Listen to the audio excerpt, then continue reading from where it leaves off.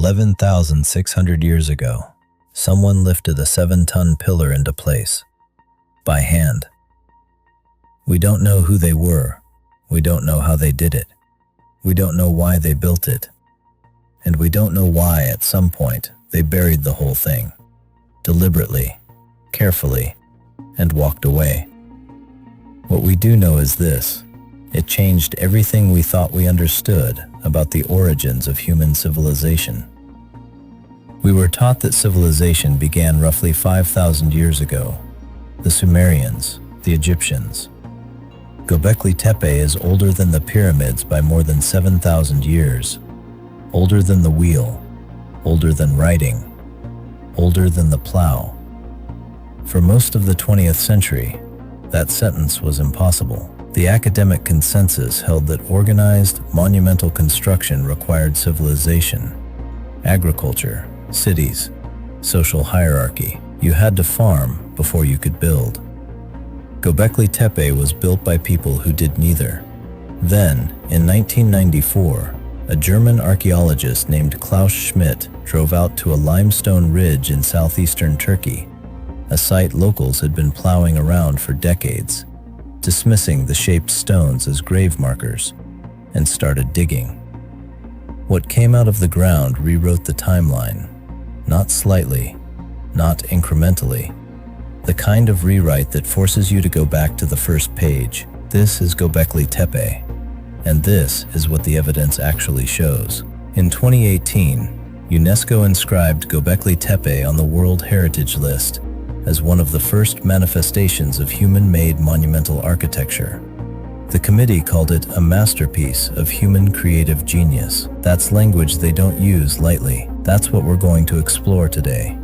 Not just what's there, but what it means, what it implies about our assumptions, where the evidence is solid, and where it runs out completely. Because here's the thing about Göbekli Tepe: it doesn't just raise one inconvenient question, it raises about 20 of them. And the most honest thing to say right now is that nobody, not the archaeologists who've spent their careers on this site, not the researchers who've published hundreds of papers about it, has satisfying answers to all of them. That's not a conspiracy. That's archaeology at the edge of what it knows. Let's describe what's actually there, because the physical reality of Göbekli Tepe is important before we start asking the harder questions. The site sits on the highest point of a mountain ridge, about 15 kilometers northeast of the city of Şanlıurfa in southeastern Turkey. It covers roughly 9 hectares. Think of about 12 football fields.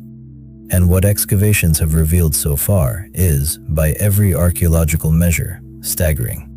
At the top of the site, the oldest layers, there are massive circular enclosures. Not circles of small stones, circles of T-shaped limestone pillars, each one between 3 and 6 meters tall, each one weighing between 10 and 20 tons. The pillars are arranged in pairs at the center, surrounded by a ring of smaller pillars along the wall. These pillars are not rough. They are not primitive slabs. They are carved. Some of them are carved with extraordinary precision and detail. Foxes, lions, bulls, cranes, vultures, scorpions, spiders. The animals aren't random. Researchers have noted that certain species cluster in certain enclosures, suggesting deliberate iconographic choices. Someone decided what went where. On the 2 tall central pillars of what's called Enclosure D, possibly the most impressive structure on the site, the carvings include what appear to be human arms along the sides of the pillars and a belt around the waist. They may be stylized human figures. They may be something else entirely. The evidence doesn't tell us for certain. In late 2023, archaeologists announced a remarkable find from Enclosure D, a painted statue of a wild boar, approximately 1.35 meters wide and 0.7 meters tall. Unlike most Neolithic art, this statue retained traces of its original pigments: red, white, and black. It was painted. For the first time, we're seeing these structures as their builders saw them. Not gray limestone, but colored, vivid, alive. The statue dates to around 8,700 BCE, and may depict the transition of spirit into the afterlife. The interpretation remains uncertain, but we're learning. Here's the first thing that should make you pause. The craftsmanship required to produce these carvings, using only flint and stone tools, which is all the builders had, is not trivial. Experimental archaeologists have attempted to replicate the carving work. It's slow, precise, demanding. It requires sustained, skilled labor over extended periods. And the quarrying.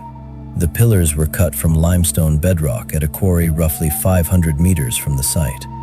At the quarry, there is an unfinished pillar still embedded in the rock. It's about 7 meters long and would have weighed approximately 50 tons. It was never extracted. Nobody knows why it was abandoned. What we do know is that moving even the smaller finished pillars, 10 to 20 tons, over uneven ground, with no wheels and no draft animals, required coordinated human labor at a scale we would not expect from a hunter-gatherer band. How many people? Estimates vary. Some researchers suggest the construction of a single enclosure could have required anywhere from several hundred to several thousand person-hours of coordinated work. Others put it higher. The site has at least 20 enclosures, possibly many more. As of the most recent reports, approximately 10% of the site has been excavated, up from the 5% figure often cited. That's still 90% waiting underground. Ground-penetrating radar surveys suggest there may be up to 200 additional T-shaped pillars still buried. The story we're telling is based on a fraction of what's there.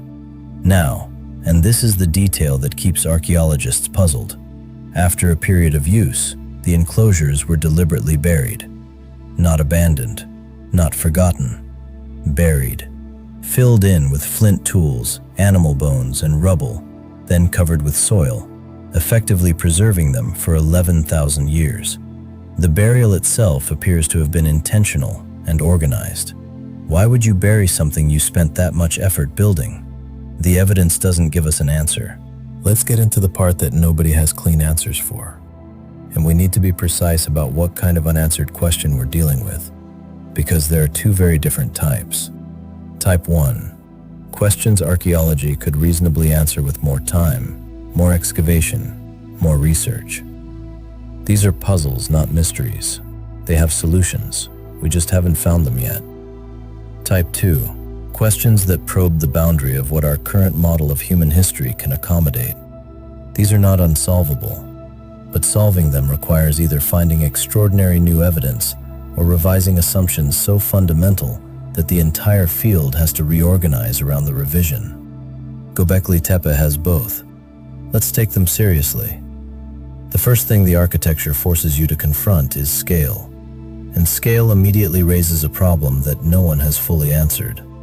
Hunter-gatherer societies, as we understand them, are small, mobile, and egalitarian. They move with the seasons following food sources. They don't accumulate surplus. They don't have the kind of centralized authority structures that are usually assumed to underpin large building projects. But Göbekli Tepe required large-scale, sustained, coordinated labor. Quarrying, transport, carving, construction, and eventually deliberate burial.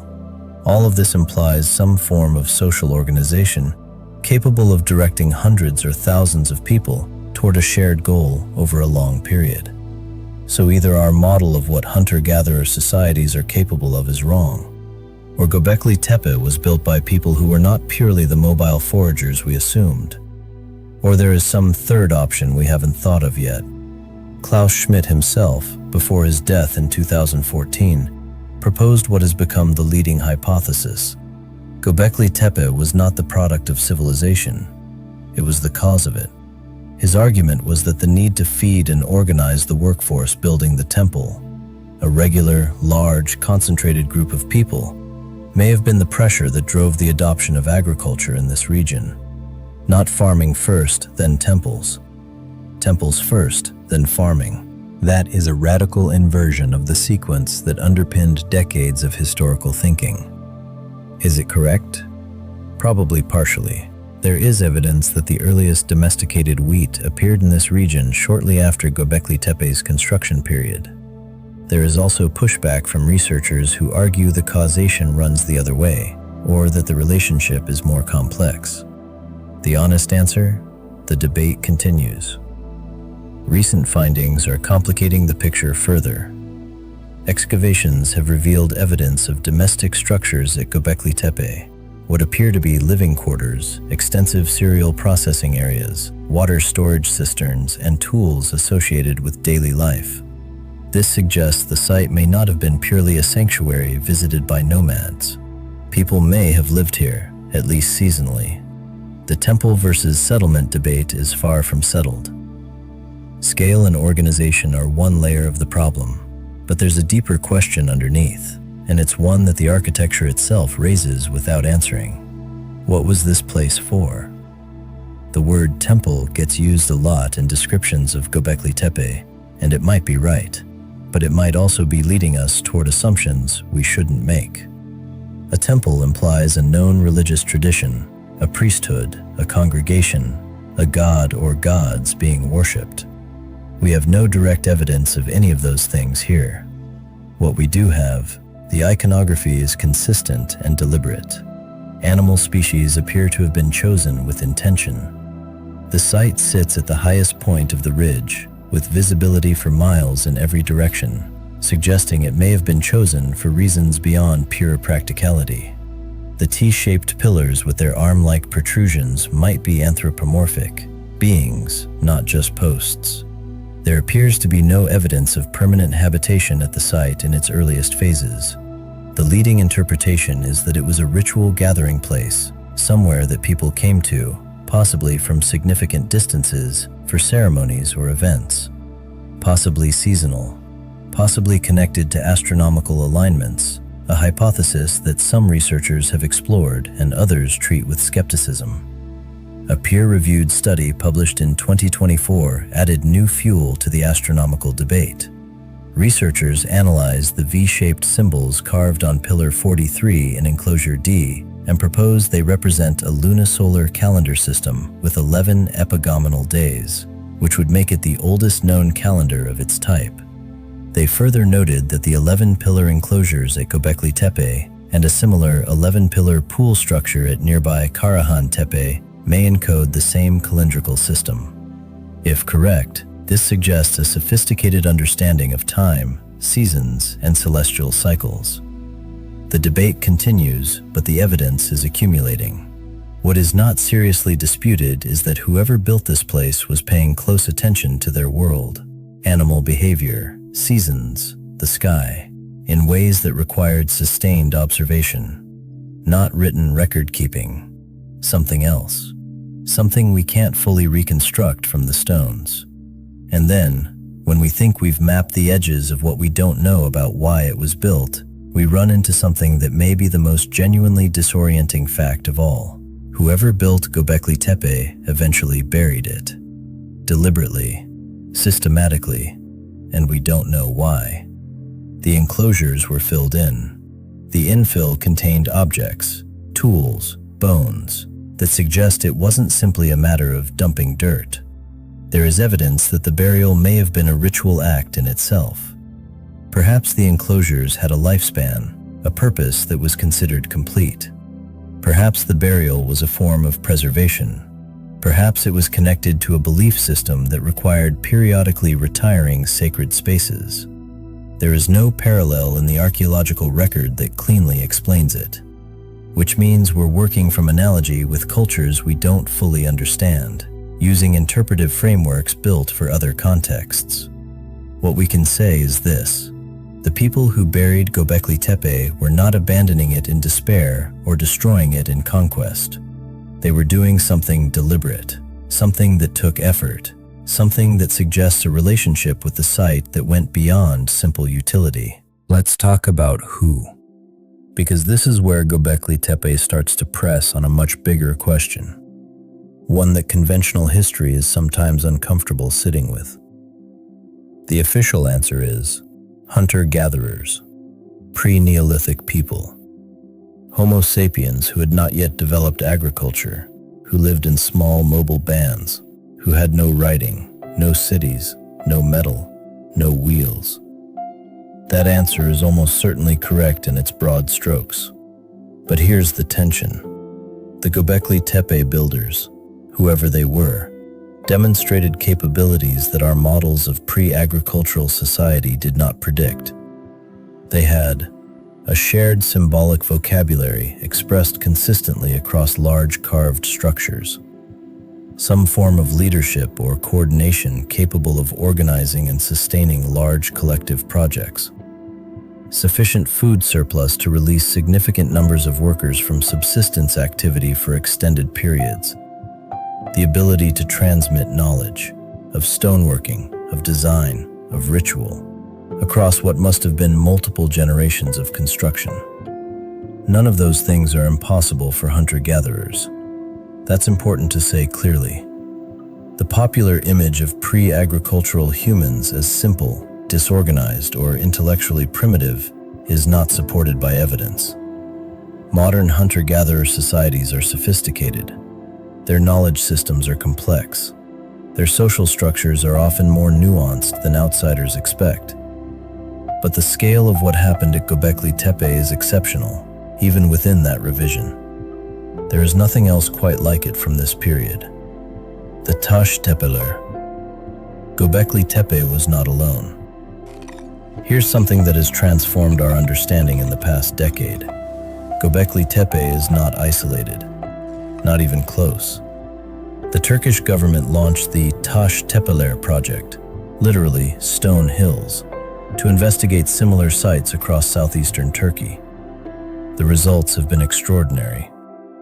At least 12 related sites have been identified, several of which are now under active excavation.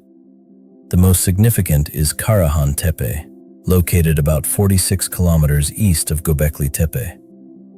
First discovered in 1997, serious excavation began only in 2019. What's emerged is remarkable.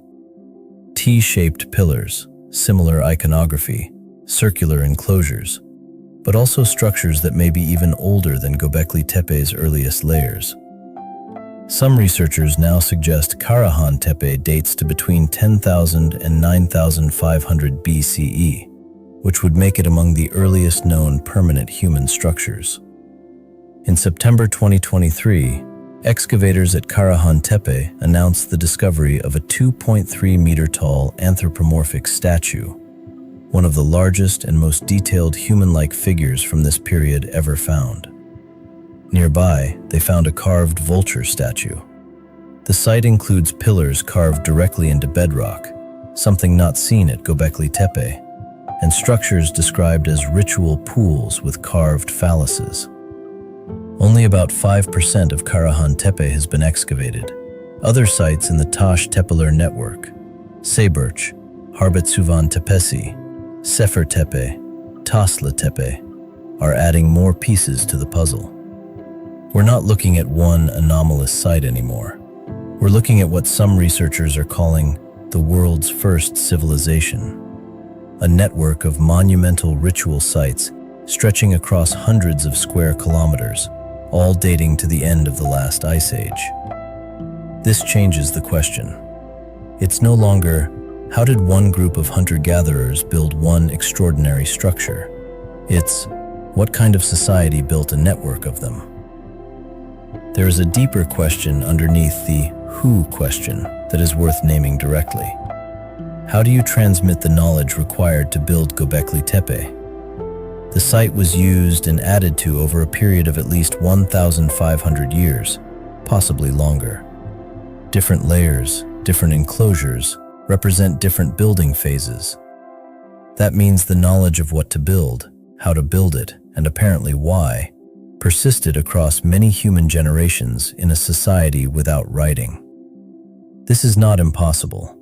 Oral traditions, apprenticeship systems, ritual transmission of knowledge, these are all mechanisms that pre-literate societies use to preserve complex information over long periods. Indigenous cultures around the world maintain extraordinarily detailed knowledge across generations without writing. But the specific knowledge required here, stone quarrying at this scale, precision carving, structural engineering sufficient to raise and maintain 20-ton pillars is demanding. And the iconographic consistency across 1,500 years of construction suggests a symbolic system stable enough to function as a kind of cultural memory. What that system looked like, how it worked, who maintained it, what they believed, is entirely beyond our current reach. Göbekli Tepe has, in some corners of the internet, become a kind of evidence for things it doesn't actually support. Ancient aliens, lost advanced civilizations, secret technologies. The argument goes, this is so impressive, so far ahead of what we thought primitive people were capable of, that it must have required help. Or that it proves some earlier, more advanced civilization existed and was wiped out. Here's why that argument doesn't hold up under scrutiny. First, the tools found at Göbekli Tepe are exactly what you'd expect from the period. Flint blades, stone hammers, no metal, no advanced materials. The builders were working with the technology of their time. What they achieved with those tools is remarkable, but remarkable doesn't mean impossible. It means we underestimated what motivated, organized human beings with stone tools could do. Second, the genetic and archaeological record around Göbekli Tepe fits coherently into what we know about the region's human population history. There's no genetic discontinuity suggesting an outside group arrived and built the site. The best evidence we have points to local populations. Third, the site shows clear development over time. Older layers are more impressive. Newer layers are smaller, less refined. This is the opposite of what you'd expect if a highly advanced civilization had built the early phases and then left. It looks like a tradition that started strong, was maintained, and eventually declined, which is what human traditions do. Fourth, the archaeologists who have worked this site for 30 years are not hiding things. Klaus Schmidt published extensively. The ongoing excavations are international collaborations.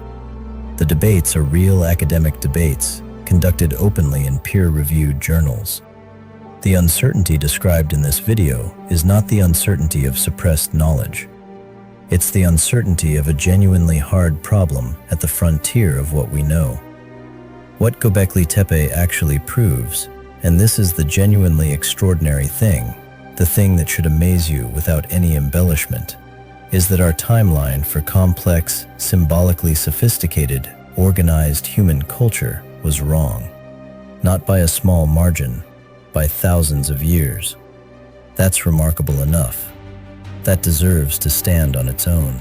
The questions that genuinely deserve more attention aren't the ones pointing towards secret knowledge or hidden civilizations. They're real academic puzzles with real implications for how we understand ourselves. If Göbekli Tepe represents a sophisticated symbolic and ritual tradition that persisted for over 1,000 years, what happened to that tradition? The Taş Tepeler network suggests this wasn't isolated. But the chain of continuity between these early monumental sites and the later civilizations of Mesopotamia is not clearly drawn. What was passed on? What was lost? How does human knowledge survive and fail to survive across generations? The 90% question. We have excavated roughly 10% of Göbekli Tepe. Ground-penetrating radar shows substantial unexcavated structures. It's not unreasonable to think that future excavations could change the picture significantly, not by revealing aliens or lost technology, but by giving us a much more complete view of how the site worked, how it was used, who used it, and what it meant to them. The most important discoveries at this site may not have happened yet. In February 2023, a devastating earthquake struck southeastern Turkey, the same region. Tens of thousands died. The Taş Tepeler sites were in the impact zone. Remarkably, Göbekli Tepe and Karahan Tepe survived without significant damage. The structures that hunter-gatherers built 11,000 years ago outlasted a magnitude 7.8 earthquake. They were built to last. And somehow, they have. closing Göbekli Tepe forces a question we're not always comfortable asking. How much of what we think we know about early human history is based on what survived rather than what existed? Stone survives, bone survives, but wood rots, fiber disappears, spoken language leaves no trace. The things we're worst at preserving are exactly the things that matter most for understanding how people actually lived. I think about this from Istanbul, a city built on 8,000 years of continuous settlement, where every construction site hits a Byzantine wall or an Ottoman foundation. Even here, we only know what the ground kept. We are reconstructing the human past from fragments of fragments. In 1994, Klaus Schmidt stood on a hilltop and looked at stones that had been sitting in a farmer's field for 11,000 years. Within a decade, those stones had rewritten the timeline of human civilization. The site is still being excavated. The debates are still unresolved. The questions are still open. What's in the other 90% of this hill? The evidence suggests we haven't seen the last of it. The investigation continues. If you want to know what the evidence shows next and where it ends, join the excavation. Tell me in the comments, which collapsed civilization should we examine next?